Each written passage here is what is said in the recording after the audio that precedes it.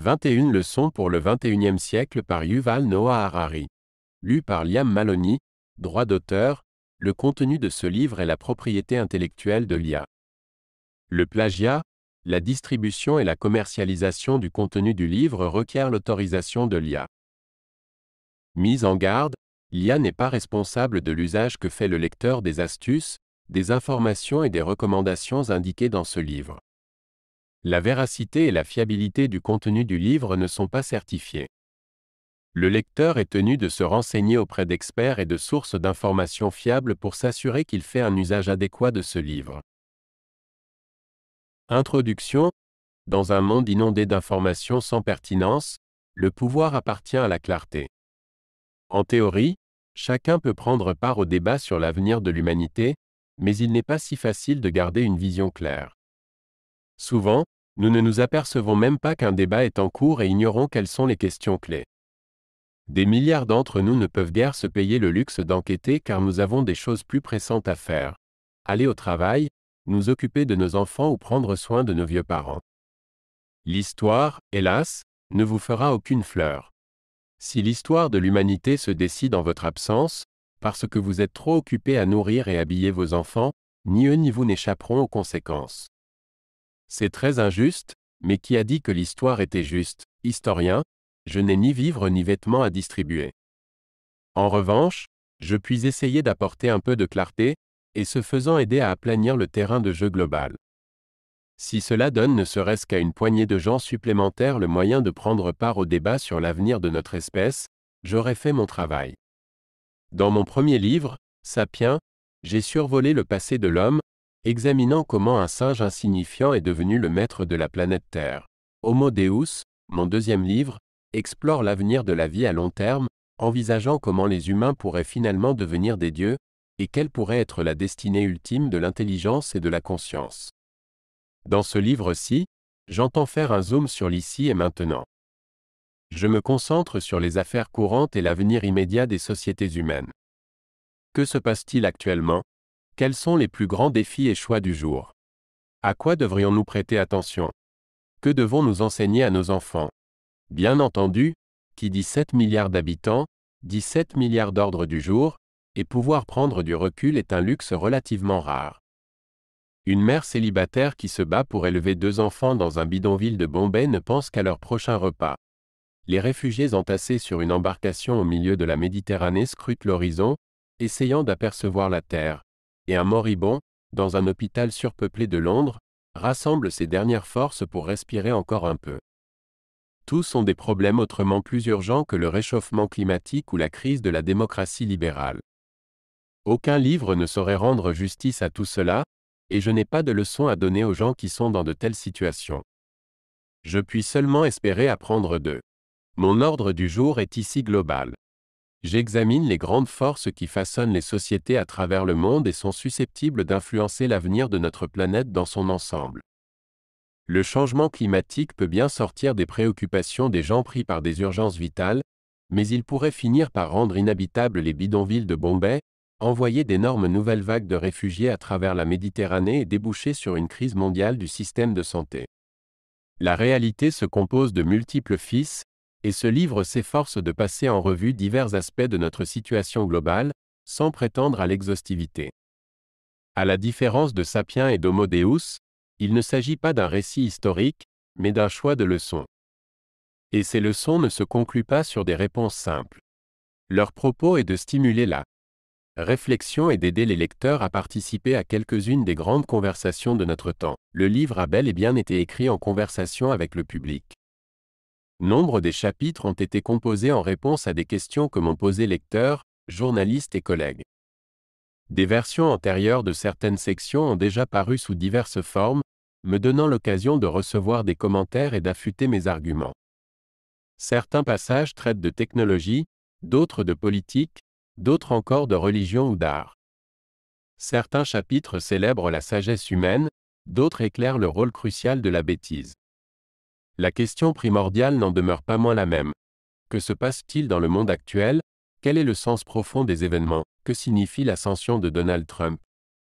Que faire face à l'épidémie de fake news? Pourquoi la démocratie libérale est-elle en crise? Y a-t-il un retour du religieux? Quelle civilisation domine le monde? L'Occident, la Chine. L'islam? L'Europe doit-elle garder ses portes ouvertes aux immigrés? Le nationalisme peut-il résoudre les problèmes d'inégalité et de changement climatique? Que faire face au terrorisme? Si ce livre adopte une perspective globale, je ne néglige pas pour autant le niveau individuel. Bien au contraire, j'entends souligner les liens entre les grandes révolutions de notre temps et la vie intérieure des individus.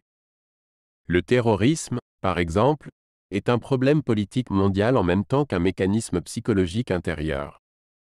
Il opère en enfonçant le bouton « peur » dans nos esprits et en piratant l'imagination privée de millions d'individus.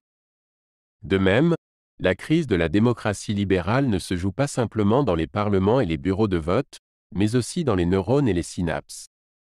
Observez que la sphère privée et politique relève du cliché. Toutefois, à une époque où hommes de science, entreprises et pouvoirs publics apprennent à pirater le cerveau des hommes, ce truisme est plus sinistre que jamais. Ce livre offre donc des observations sur la conduite des individus aussi bien que de sociétés entières. La mondialisation soumet notre conduite et notre morale personnelle à des pressions sans précédent. Chacun de nous est piégé dans les nombreuses toiles d'araignées planétaires qui restreignent nos mouvements tout en transmettant nos plus infimes frémissements à de lointaines destinations. Notre routine quotidienne influence la vie des gens et des animaux à l'autre bout du monde. Certains gestes individuels peuvent, contre toute attente, embraser le monde. Ainsi de l'auto-immolation de Mohamed Bouazizi en Tunisie, qui a amorcé le printemps arabe, ou des femmes qui ont partagé leurs histoires de harcèlement sexuel et déclenché le mouvement #MeToo. Du fait de cette dimension mondiale de notre vie personnelle, il est plus important que jamais de mettre en lumière nos partis pris religieux ou politiques, nos privilèges de race ou de genre et notre complicité involontaire dans l'oppression institutionnelle. Est-ce une entreprise réaliste? Comment trouver un enracinement éthique solide dans un monde qui va bien au-delà de mes horizons, qui échappe totalement au contrôle de l'homme et tient pour suspect tous les dieux et les idéologies? Mon livre commence par un tour d'horizon de la situation politique et technique actuelle. À la fin du XXe siècle, il semblait que les grandes batailles idéologiques entre fascisme, communisme et libéralisme se fussent soldées par la victoire écrasante de ce dernier. La démocratie politique, les droits de l'homme et le capitalisme de marché paraissaient voués à conquérir le monde. Comme d'habitude, l'histoire a pris un tournant inattendu. Après l'effondrement du fascisme et du communisme, autour du libéralisme d'être en mauvaise posture. Où allons-nous? La question est d'autant plus brûlante que le libéralisme perd sa crédibilité au moment précis où les révolutions jumelles des technologies de l'information et de la biotechnologie nous lancent les plus grands défis auxquels notre espèce ait jamais été confrontée. La fusion de l'infotech et de la biotech pourrait sous peu chasser des milliards d'êtres humains du marché de l'emploi tout en minant la liberté et l'égalité. Les algorithmes Big Data pourraient créer des dictatures digitales au pouvoir concentré entre les mains d'une minuscule élite tandis que la plupart des gens souffriraient non de l'exploitation mais de quelque chose de bien pire, d'être devenus inutiles. Dans mon précédent livre, Homo Deus, j'ai traité longuement de la fusion de l'infotech et de la biotech. Mais alors que je m'y focalisais sur les perspectives à long terme, de siècles, voire de millénaires, je me concentre ici sur les crises sociales, économiques et politiques plus immédiates. Je m'intéresse moins à la création ultime de la vie inorganique qu'à la menace pesant sur l'État-providence et des institutions particulières telles que l'Union européenne. Il ne s'agit pas de couvrir tous les impacts des nouvelles technologies. Même si la technologie promet monts et merveilles, mon intention, ici, est d'en éclairer essentiellement les menaces et les dangers. Puisque les sociétés et les entrepreneurs qui dirigent la révolution technologique ont naturellement tendance à chanter les louanges de leur création, il incombe aux sociologues, aux philosophes et aux historiens comme moi de sonner l'alarme et d'expliquer toutes les façons dont les choses peuvent affreusement mal tourner. Après avoir esquissé les défis auxquels nous sommes confrontés, nous examinerons dans la deuxième partie un large éventail de réponses possibles. Les ingénieurs de Facebook pourraient-ils utiliser l'intelligence artificielle, ou IA, pour créer une communauté globale qui sauvegarderait la liberté des hommes et l'égalité? Peut-être faut-il renverser la mondialisation en cours et redonner du pouvoir à l'État-nation? Ou peut-être revenir encore plus loin en arrière et puiser espoir et sagesse aux sources des traditions religieuses anciennes? Dans la troisième partie, nous verrons que, si les défis technologiques sont sans précédent, et les désaccords politiques profonds, l'humanité peut se hisser à la hauteur des circonstances pour peu que nous dominions nos peurs et soyons un peu plus humbles dans nos approches. Cette partie s'interroge sur ce qu'il est possible de faire face à la menace terroriste, aux dangers de guerre mondiale ainsi qu'aux partis pris et aux haines qui déclenchent ces conflits. La quatrième partie traite de la notion de post-vérité.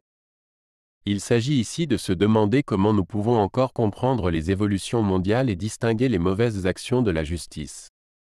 Homo sapiens est-il capable de donner sens au monde qu'il a créé? Y a-t-il une frontière claire entre la réalité et la fiction? Dans la cinquième et dernière partie, je réunis les différents fils pour porter un regard plus général sur la vie à une époque de perplexité, quand les vieux récits d'antan se sont effondrés sans qu'aucun autre n'émerge encore pour les remplacer. Qui sommes-nous? Que devons-nous faire dans la vie? De quel genre de compétences avons-nous besoin? Compte tenu de tout ce que nous savons et ne savons pas de la science, de Dieu, de la politique et de la religion, que pouvons-nous dire du sens de la vie aujourd'hui? Cela peut paraître excessivement ambitieux, mais Homo sapiens ne saurait attendre. La philosophie, la religion et la science, toutes manquent de temps. Voici des millénaires que les hommes débattent du sens de la vie. Nous ne saurions poursuivre ce débat indéfiniment. La crise écologique qui se profile, la menace croissante des armes de destruction massive et l'essor de nouvelles technologies de rupture ne le permettront pas. Qui plus est, peut-être, l'intelligence artificielle et la biotechnologie donnent à l'humanité le pouvoir de refaçonner et de réorganiser la vie. Il faudra très vite que quelqu'un décide comment utiliser ce pouvoir, en se fondant sur quelques récits implicites ou explicites relatifs au sens de la vie. Les philosophes ont des trésors de patience, les ingénieurs beaucoup moins, et les investisseurs sont les moins patients de tous. Si vous ne savez que faire de ce pouvoir de réorganiser la vie, les forces du marché n'attendront pas 1 millier d'années pour répondre. La main invisible du marché vous imposera sa réponse aveugle. Sauf à vous satisfaire de confier l'avenir de la vie aux résultats trimestriels, vous avez besoin d'une idée claire de la vie et de ses enjeux. Dans le dernier chapitre, je me laisse aller à quelques remarques personnelles, m'adressant en qualité de sapiens à un autre, juste avant que le rideau ne tombe sur notre espèce et que commence un drame entièrement différent. Avant d'entreprendre ce voyage intellectuel, je tiens à éclairer un point crucial. Une bonne partie du livre traite des insuffisances de la vision libérale du monde et du système démocratique. Non que je tienne la démocratie libérale pour plus problématique que d'autres. Je crois plutôt qu'elle est le modèle politique le plus réussi et le plus polyvalent que les hommes aient élaboré jusqu'ici pour relever les défis du monde moderne. S'il ne convient peut-être pas à chaque société à chaque étape de son développement, il a prouvé sa valeur dans plus de sociétés et plus de situations que toutes les solutions de rechange. Quand on examine les nouveaux défis qui nous attendent, il est donc nécessaire de comprendre les limites de la démocratie libérale et de voir comment adapter et améliorer ses institutions actuelles. Hélas, dans le climat politique présent, toute réflexion critique sur le libéralisme et la démocratie pourrait être piratée par des autocrates et divers mouvements illibéraux, dont le seul intérêt est de discréditer la démocratie libérale plutôt que de discuter franchement de l'avenir de l'humanité. Autant ils sont ravis de débattre des problèmes de la démocratie libérale, autant ils n'ont pour ainsi dire aucune tolérance aux critiques qu'on peut leur adresser. En tant qu'auteur, je me trouve donc devant un dilemme. Dois-je dire le fond de ma pensée, au risque de voir mes propos sortis de leur contexte et utilisés pour justifier des autocraties florissantes? Ou dois-je me censurer? Le propre des régimes illibéraux est de rendre la liberté d'expression plus difficile même hors de leurs frontières. Du fait de l'essor de ces régimes, la pensée critique sur l'avenir de notre espèce devient de plus en plus dangereuse. Réflexion faite, je préfère la libre discussion à l'autocensure. À moins de critiquer le modèle libéral, on ne saurait remédier à ses défauts ni aller au-delà. Mais notez-le bien, ce livre a pu être écrit seulement parce que les gens sont encore relativement libres de penser ce qu'ils veulent et de s'exprimer à leur guise. Si vous appréciez ce livre, vous devriez aussi apprécier la liberté d'expression. Première partie. Le défi technologique, l'humanité perd la foi dans le récit libéral qui a dominé la vie politique mondiale dans les dernières décennies, au moment précis où la fusion de la biotech et de l'infotech nous lance les plus grands défis que l'humanité ait jamais dû relever. 1. Désillusion. La fin de l'histoire a été reportée, Les êtres humains pensent en récits, plutôt qu'en faits, en chiffres ou en équations. Plus le récit est simple, mieux ça vaut. Chacun, chaque groupe, chaque nation a ses histoires et ses mythes. Au cours du XXe siècle, les élites mondiales de New York, Londres, Berlin et Moscou ont élaboré 3 grands récits qui prétendaient expliquer la totalité du passé et prédire l'avenir du monde: le récit fasciste, le récit communiste et le récit libéral. La Seconde Guerre mondiale a éliminé le récit fasciste. De la fin des années 1940 à la fin des années 1980, le monde est devenu un champ de bataille opposant seulement 2 récits, le communisme et le libéralisme.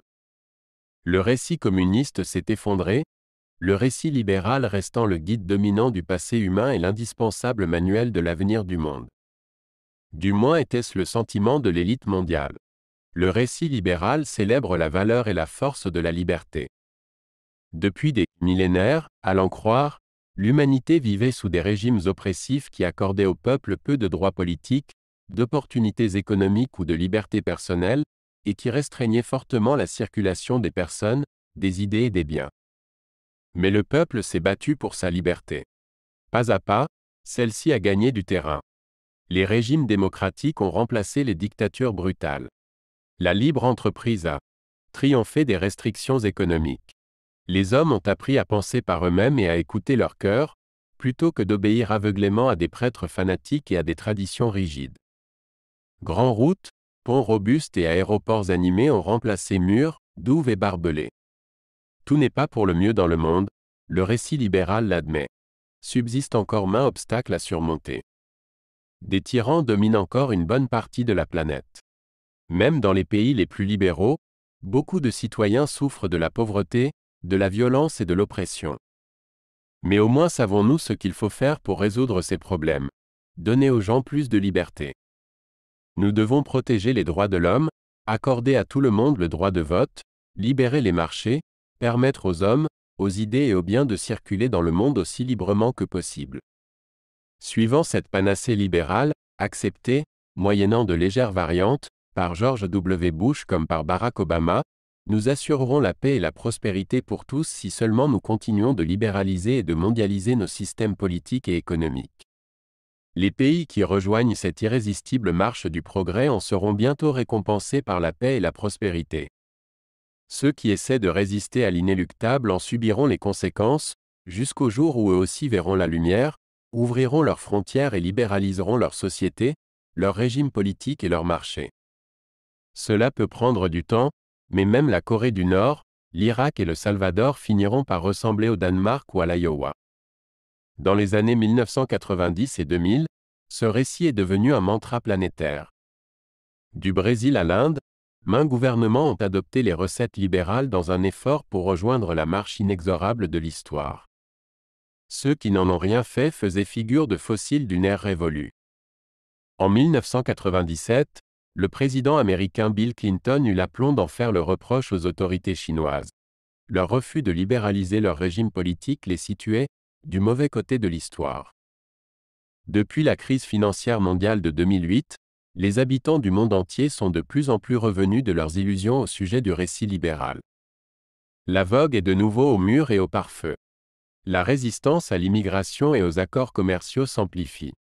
Des gouvernements soi-disant démocratiques sapent l'indépendance de la justice, restreignent la liberté de la presse et assimilent toute forme d'opposition à une trahison. Dans des pays tels que la Russie et la Turquie, des hommes forts expérimentent de nouveaux types de démocratie illibérale, voire de dictature. Aujourd'hui, peu auraient assez d'assurance pour déclarer le Parti communiste chinois du mauvais côté de l'histoire. L'année 2016, celle du Brexit en Grande-Bretagne et de l'élection de Donald Trump aux États-Unis, marque le moment où cette immense vague de désillusion a atteint le noyau dur des États libéraux d'Europe occidentale et d'Amérique du Nord. Alors que, voici quelques années, Américains et Européens essayaient encore de libéraliser l'Irak et la Libye par la force des armes, beaucoup de gens, au Kentucky et dans le Yorkshire, jugent désormais la vision libérale indésirable ou inaccessible. D'aucuns se sont découverts un goût pour le vieux monde hiérarchique et ne veulent tout simplement pas renoncer aux privilèges de leur race, de leur nation ou de leur sexe. D'autres ont conclu, à tort ou à raison, que la libéralisation et la mondialisation sont un immense racket qui profite à une minuscule élite aux dépens des masses. En 1938, les hommes avaient le choix entre trois grands récits. En 1968, il n'y en avait plus que deux. En 1998, il semblait qu'un seul dût l'emporter. En 2018, il n'y en a plus. Que les élites libérales, qui dominaient une bonne partie du monde dans les dernières décennies, soient dans un état de choc et de confusion n'est pas étonnant. Rien n'est plus rassurant que de disposer d'un récit. Tout est parfaitement clair. S'en retrouver soudain dépourvu est terrifiant. Plus rien n'a de sens. Un peu comme l'élite soviétique des années 1980, les libéraux ont du mal à comprendre comment l'histoire a dévié de son cours tracé d'avance et n'ont pas d'autre prisme pour interpréter la réalité. Leur désorientation les pousse à penser en termes apocalyptiques, comme si l'histoire nous précipitait forcément vers l'Armageddon puisqu'elle n'a pas la fin heureuse envisagée. Incapable de revenir à la réalité, l'esprit jette son dévolu sur des scénarios catastrophes. Tel un homme imaginant qu'une terrible migraine est le signe d'une tumeur du cerveau en phase terminale, beaucoup de libéraux craignent que le Brexit et l'ascension de Donald Trump ne présagent la fin de la civilisation, de l'éradication des moustiques à l'élimination des pensées. L'accélération du rythme de disruption technologique exacerbe le sentiment de désorientation et de catastrophe imminente. Le système politique libéral a été façonné au cours de l'ère industrielle pour gérer un monde de machines à vapeur, de raffineries de pétrole et de postes de télévision. Il a du mal à faire face aux révolutions en cours de la technologie de l'information et de la biotechnologie. Hommes politiques et électeurs sont à peine capables de comprendre les nouvelles technologies, à plus forte raison d'en réglementer le potentiel explosif. Depuis les années 1990, l'Internet a probablement changé le monde plus qu'aucun autre facteur. Or, ce sont des ingénieurs, plutôt que des partis politiques, qui ont conduit cette révolution. Avez-vous jamais voté sur Internet? Le système démocratique s'efforce encore de comprendre ce qui l'a frappé, et il n'est guère équipé pour affronter les chocs à venir, comme l'essor de l'IA et la révolution de la blockchain, ou chaîne de blocs. Les ordinateurs ont d'ores et déjà rendu le système financier si compliqué que peu d'êtres humains peuvent l'appréhender. Avec les progrès de l'IA, nous pourrions bientôt atteindre le point où aucun homme ne comprendra plus la finance. Quel en sera l'effet sur le processus politique? Imagine-t-on un gouvernement attendant humblement qu'un algorithme approuve son budget ou sa nouvelle réforme fiscale? Dans le même temps, les réseaux de blockchain pair à pair et les crypto-monnaies comme le Bitcoin pourraient bien refondre entièrement le système monétaire au point de rendre inévitables des réformes fiscales radicales. Par exemple, il pourrait devenir impossible ou vain de taxer les dollars si la plupart des transactions n'impliquent plus d'échanges évidents de devises nationales, voire de monnaie tout court. Les gouvernements pourraient alors se trouver dans la nécessité d'inventer des taxes entièrement nouvelles. Peut-être une taxe sur l'information, qui sera à la fois l'actif économique le plus important et l'unique objet de nombreuses transactions. Le système politique parviendra-t-il à résoudre la crise avant d'être à court d'argent? Qui plus est, les révolutions jumelles de l'infotech et de la biotech pourraient restructurer non seulement les économies et les sociétés, mais aussi nos corps mêmes et nos esprits. Par le passé, nous autres, les hommes, avons appris à dominer le monde extérieur, mais avions fort peu de prise sur notre monde intérieur. Nous savions construire un barrage et endiguer un fleuve, mais pas empêcher le corps de vieillir. Nous savions mettre au point un système d'irrigation, mais n'avions aucune idée de la façon de concevoir un cerveau. Si les moustiques bourdonnaient à nos oreilles et troublaient notre sommeil, nous savions les tuer. Mais qu'une pensée bourdonne dans notre esprit et nous tienne éveillés toute la nuit, impossible de la tuer. Les révolutions de la biotech et de l'infotech vont nous permettre de dominer le monde en nous, mais aussi de remanier ou de fabriquer la vie. Nous apprendrons à concevoir des cerveaux, à prolonger la vie et à tuer les pensées à notre guise. Personne ne sait avec quelles conséquences. Les humains ont toujours excellé à inventer des outils, beaucoup moins à en faire un usage avisé. Il est plus facile de manipuler un fleuve en construisant un barrage qu'il ne l'est de prédire toutes les conséquences complexes que cela aura pour le système écologique plus large. De même sera-t-il plus facile de rediriger le flux de nos esprits que d'en deviner l'impact sur notre psychologie personnelle ou nos systèmes sociaux. Par le passé, nous avons acquis le pouvoir de manipuler le monde autour de nous et de refaçonner la planète entière. Faute de saisir la complexité de l'écologie globale, cependant, les changements opérés sans le vouloir ont perturbé tout le système au point que nous sommes aujourd'hui confrontés à un effondrement écologique. Dans le siècle qui vient, biotech et infotech vont nous donner le pouvoir de manipuler le monde en nous et de nous refaçonner. Toutefois, faute de comprendre la complexité de nos esprits, les changements que nous accomplirons pourraient bien perturber notre système mental au point qu'il risque lui aussi de se disloquer. Les révolutions de la biotech et de l'infotech sont l'œuvre d'ingénieurs, d'entrepreneurs et d'hommes de science qui n'ont guère conscience des implications politiques de leurs décisions, et qui ne représentent assurément personne. Les parlements et les partis peuvent-ils prendre les choses en main? Pour l'heure, il ne le semble pas. La disruption technologique ne figure même pas en tête de l'ordre du jour des politiques. Ainsi en 2016 aux États-Unis, dans la course présidentielle, la seule allusion à la technologie perturbatrice a été la débâcle des emails d'Hillary Clinton, et malgré tout le discours autour des pertes d'emplois, aucun des candidats n'a évoqué l'impact potentiel de l'automation. Donald Trump a averti les électeurs que les Mexicains et les Chinois allaient leur prendre leur travail et qu'il fallait donc construire un mur à la frontière mexicaine. Il ne les a jamais avertis que les algorithmes leur prendraient leur travail, pas plus qu'il n'a suggéré de construire un pare-feu à la frontière avec la Californie. Ce pourrait être une des raisons, mais pas la seule, pour lesquelles même les électeurs au cœur de l'Occident libéral perdent la foi dans le récit libéral et le processus démocratique. Si les gens ordinaires ne comprennent ni l'intelligence artificielle ni la biotechnologie, ils peuvent pressentir que l'avenir les laissera sur la touche. En 1938, la condition de l'homme ordinaire en URSS, en Allemagne ou aux États-Unis était sans doute sinistre, mais on ne cessait de lui répéter qu'il était la chose la plus importante du monde, et qu'il était l'avenir, sous réserve, bien entendu, qu'il fût un homme ordinaire plutôt qu'un juif ou un africain. Il regardait les affiches de propagande, représentant typiquement des mineurs, des sidérurgistes ou des ménagères dans des poses héroïques, et s'y reconnaissait. Je suis sur cette affiche. Je suis le héros du futur. En 2018, l'homme ordinaire a de plus en plus le sentiment de ne compter pour rien.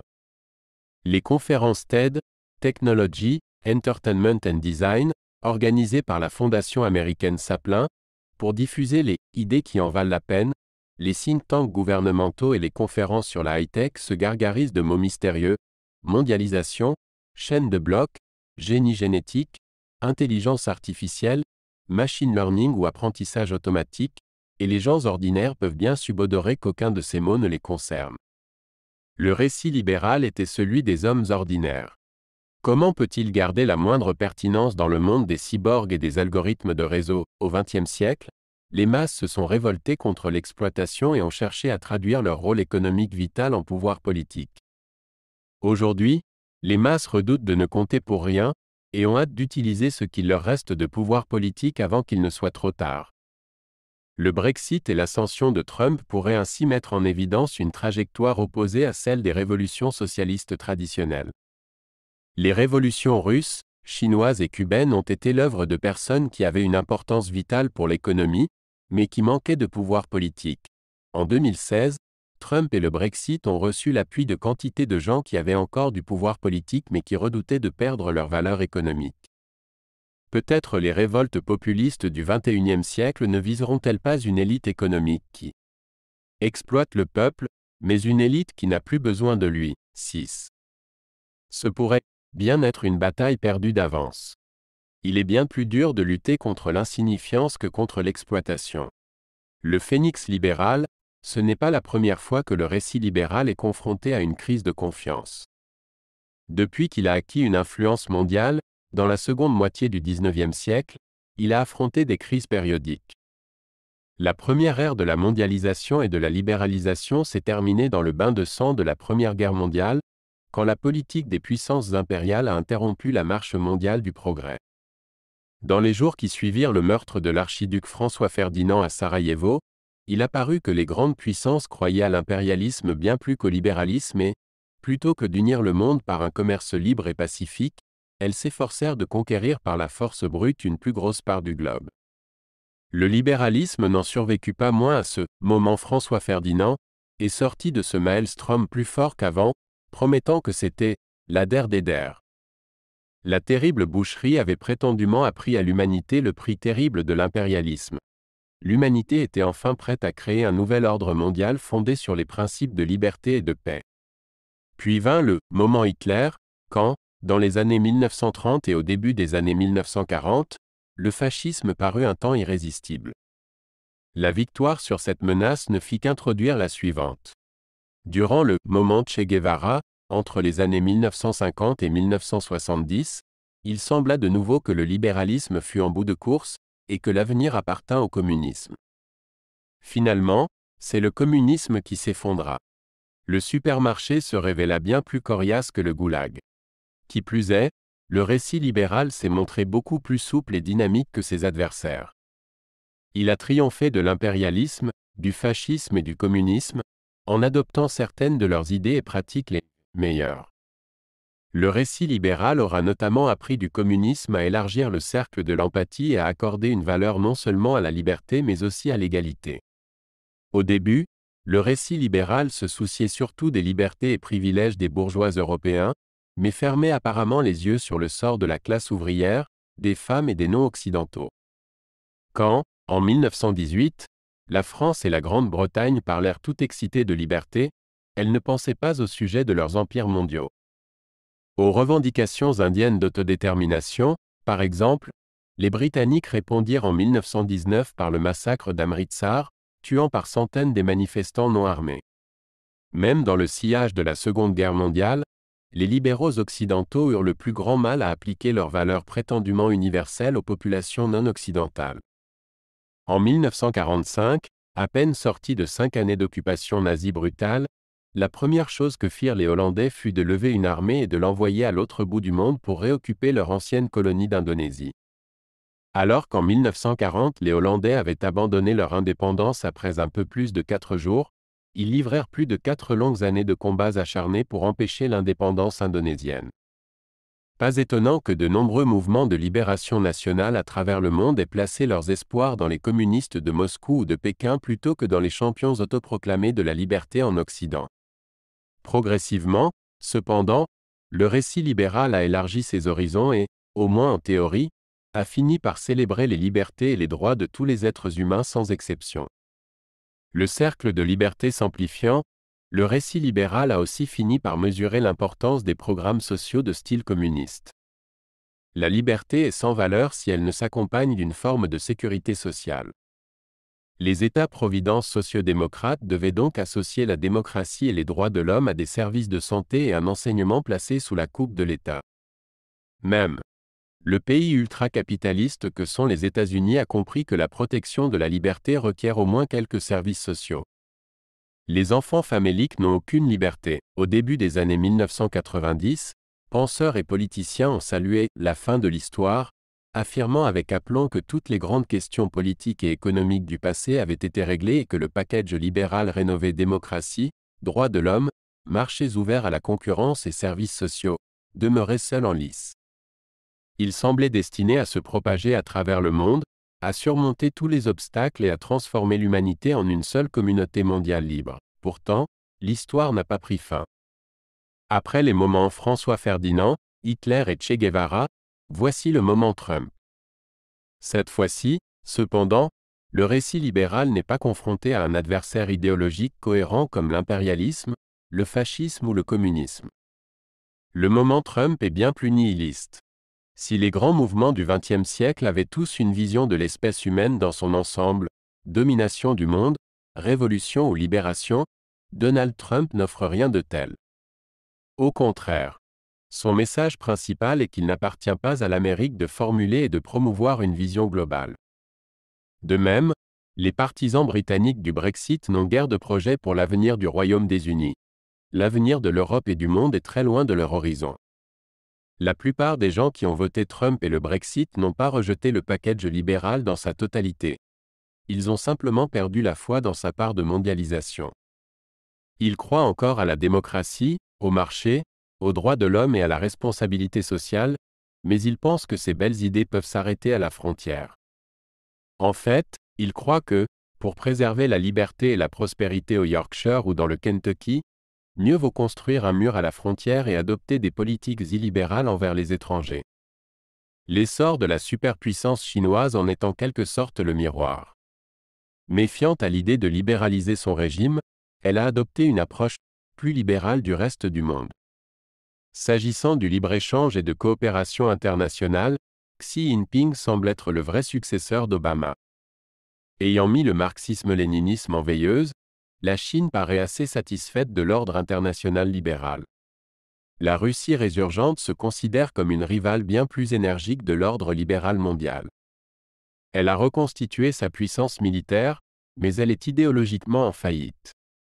Vladimir Poutine est certainement populaire en Russie et dans divers mouvements de droite à travers le monde, mais n'a aucune vision globale susceptible de séduire les hispaniques au chômage, des Brésiliens mécontents ou les étudiants idéalistes de Cambridge. La Russie offre un autre modèle que la démocratie libérale, mais celui-ci n'est pas une idéologie politique cohérente. Il s'agit plutôt d'une pratique politique dans laquelle un certain nombre d'oligarques monopolisent la majeure partie de la richesse du pays et du pouvoir, puis utilisent leur mainmise sur les médias pour dissimuler leurs activités et cimenter leur domination. La démocratie repose sur le principe d'Abraham Lincoln. On peut duper tout le monde un certain temps, et certaines personnes tout le temps, mais on ne peut duper tout le monde tout le temps. Si un gouvernement est corrompu et ne parvient pas à améliorer la vie de ses habitants, assez de citoyens finiront par s'en rendre compte et le remplaceront. Mais le contrôle de l'État sur les médias mine la logique de Lincoln parce qu'il empêche les citoyens de prendre conscience de la vérité. Par son monopole sur les médias, l'oligarchie régnante peut imputer de façon répétée ses échecs à d'autres et détourner l'attention sur des menaces extérieures, réelles ou imaginaires. Quand vous vivez sous une oligarchie de ce genre, il y a toujours une crise ou une autre qui prend la priorité sur des sujets fastidieux tels que le système de santé et la pollution. Si la nation est confrontée à une invasion ou à une subversion diabolique, qui a le temps de s'inquiéter des hôpitaux surpeuplés ou de la pollution des fleuves? En produisant un flux incessant de crises, une oligarchie corrompue peut prolonger sa domination indéfiniment. Pourtant, bien que durable, ce modèle oligarchique ne séduit personne. À la différence d'autres idéologies qui exposent résolument leur vision, les oligarchies dominantes ne sont pas fières de leurs pratiques et ont tendance à utiliser d'autres idéologies comme écran de fumée. La Russie prétend ainsi être une démocratie, et ses dirigeants proclament leur allégeance aux valeurs du nationalisme russe et de l'orthodoxie plutôt qu'à l'oligarchie.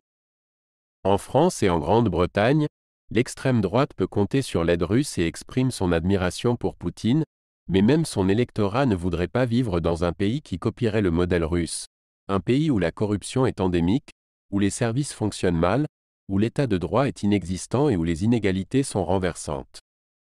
Suivant certains indicateurs, la Russie est un des pays les plus inégalitaires du monde avec 87% de la richesse concentrée entre les mains des 10% les plus riches. Parmi les ouvriers qui votent Front National, combien voudraient de cette forme de répartition des richesses en France? Les hommes votent avec leurs pieds. Dans mes voyages à travers le monde, j'ai rencontré quantité de gens qui souhaitent émigrer vers les États-Unis, l'Allemagne, le Canada ou l'Australie.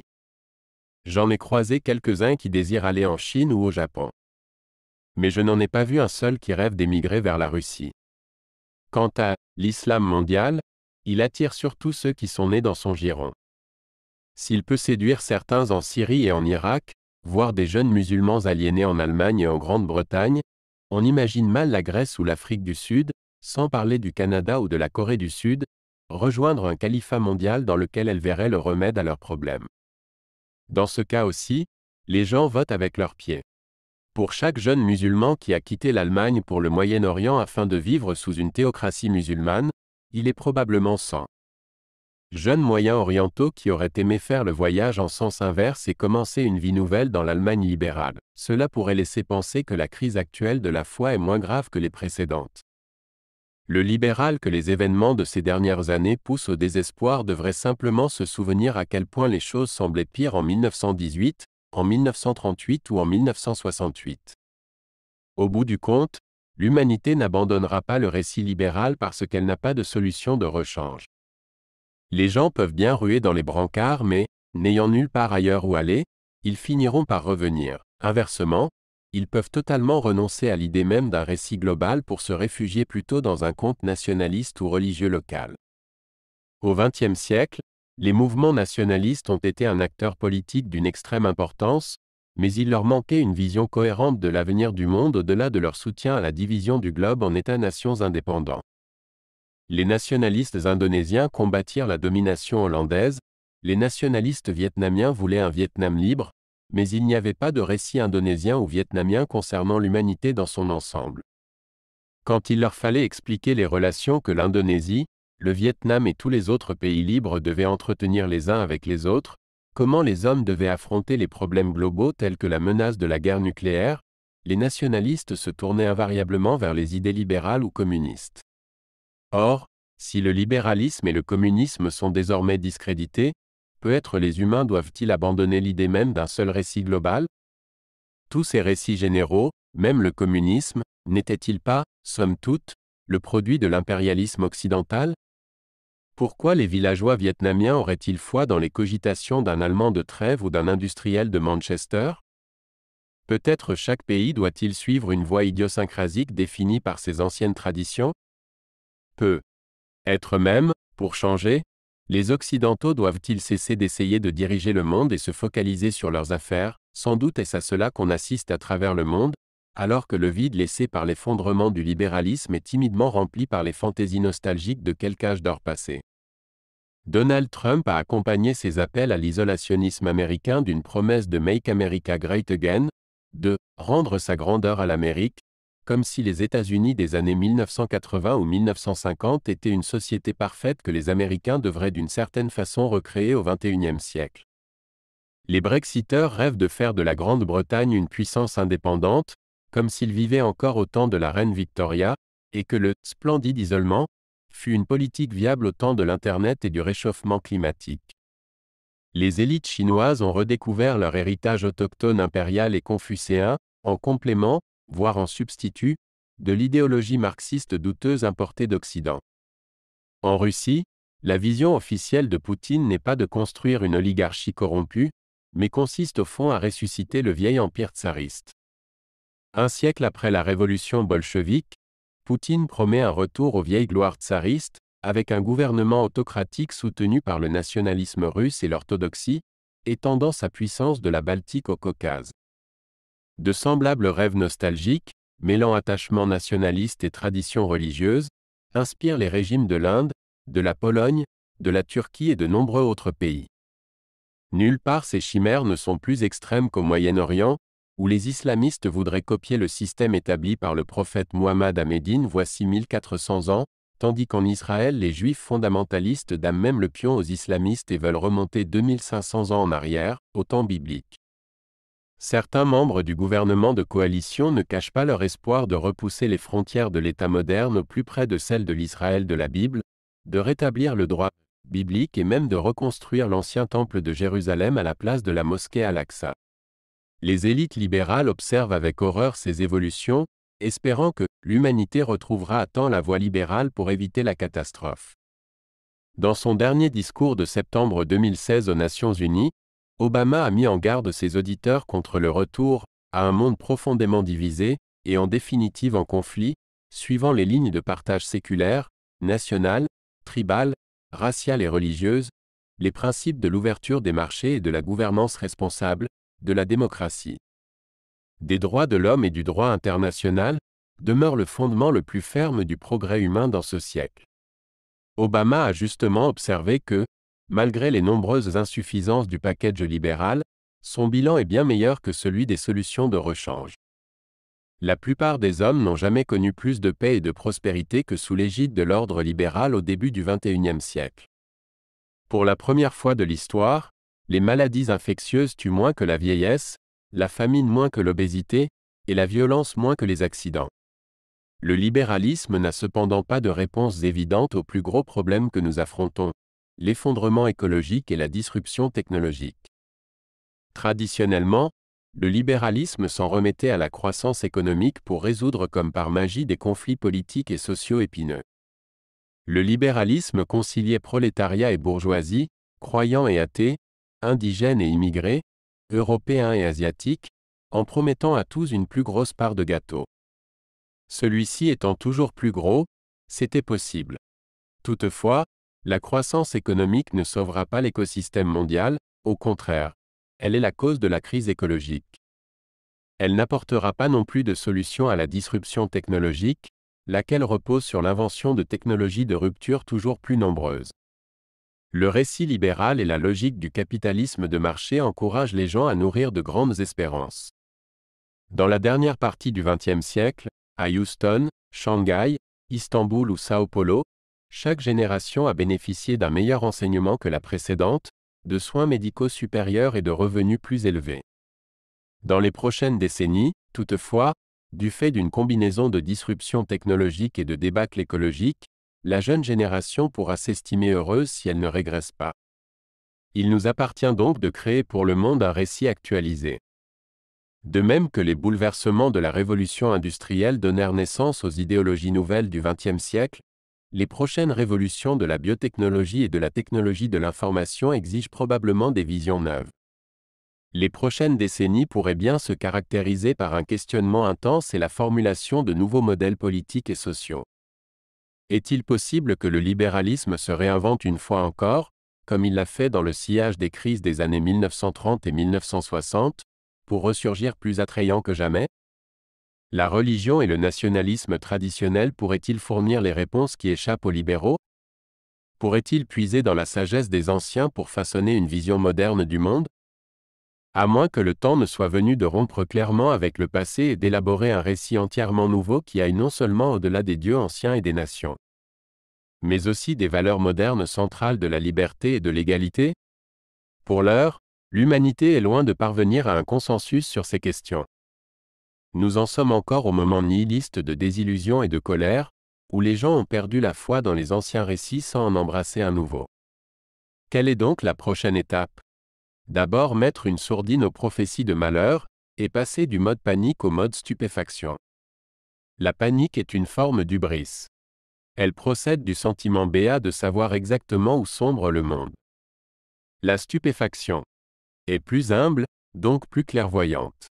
Si l'envie vous prend de courir dans la rue en criant « L'Apocalypse arrive », essayez de vous raisonner « Non, ce n'est pas ça.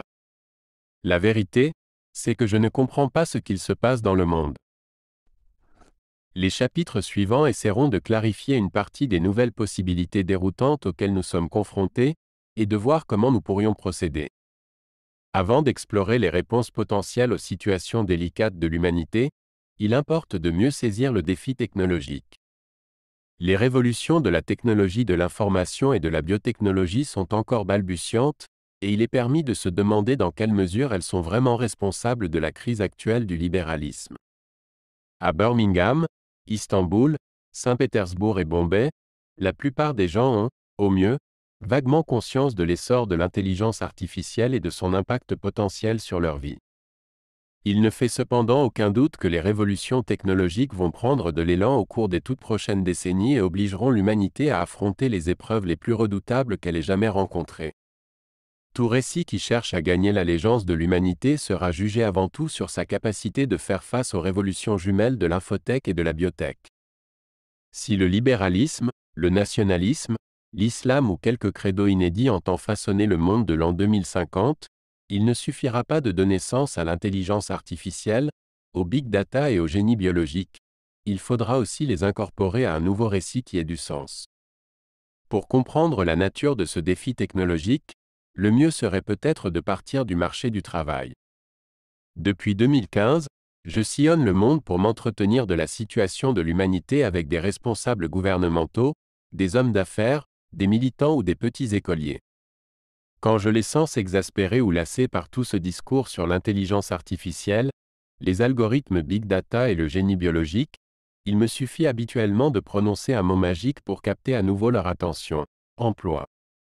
La révolution technologique pourrait bientôt chasser des milliards d'êtres humains du marché du travail et créer une nouvelle classe massive d'inutiles, débouchant sur des bouleversements sociaux et politiques qu'aucune idéologie existante ne sait gérer. Tout ce discours sur la technologie et l'idéologie a beau paraître très abstrait et lointain, la perspective bien réelle d'un chômage de masse ne laisse personne indifférent. Si cette vidéo vous a plu, n'hésitez pas à laisser un like et à vous abonner à notre chaîne pour découvrir encore plus de contenu. Par ailleurs, visitez notre bibliothèque audio audible.fr pour explorer notre vaste sélection de livres audio réalisés par l'IA.